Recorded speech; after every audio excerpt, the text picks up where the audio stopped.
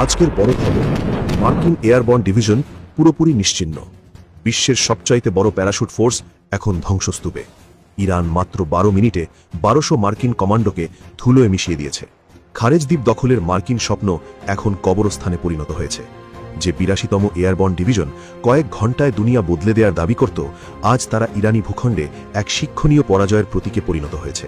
জি হ্যাঁ, সম্মানিত দর্শক, সেই মার্কিন 82তম এয়ারবর্ন ডিভিশন যারা কঠিনতম অপারেশন এবং প্যারাশুট ল্যান্ডিংয়ের জন্য সারা বিশ্বে পরিচিত ছিল, আজ ইরানের খারেজ দ্বীপে অতর্কিত হামলা চালাতে গিয়ে পুরোপুরি ধ্বংস হয়ে গেছে। আমেরিকা আলোচনার আড়ালে এক কাপুরুষোচিত চাল চেলেছিল এবং তাদের 1200-র বেশি উচ্চতর প্রশিক্ষণপ্রাপ্ত কমান্ডোকে প্যারাশুটের মাধ্যমে ইরানি সীমান্তে নামিয়ে দিয়েছিল। কিন্তু তারা জানত না যে তারা সরাসরি মৃত্যুর মুখে পা বাড়াচ্ছে। দর্শক, এই অহংকারী কমান্ডোরা মাটিতে পা রাখার সাথে সাথেই ইরানি বাহিনী তাদের 4 দশকের গোপন প্রস্তুতি ও প্রতিরক্ষা শক্তির এমন মহড়া দেখিয়েছে যে বিশ্বের কোনো শক্তি এমন প্রতিরোধের কথা কল্পনাও করতে পারেনি।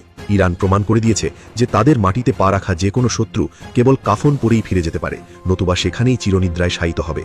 1200 কমান্ডো হারানো আমেরিকার জন্য এই শতাব্দীর সবচাইতে বড় সামরিক ধাক্কা, যা ট্রাম্প প্রশাসনকে স্তব্ধ করে দিয়েছে। খারেজ দ্বীপ, যা ইরানের অর্থনীতির প্রাণকেন্দ্র, সেখানে দখল জমানোর এই ভুল হিসাব এখন খোদ আমেরিকার গলার কাঁটা হয়ে দাঁড়িয়েছে।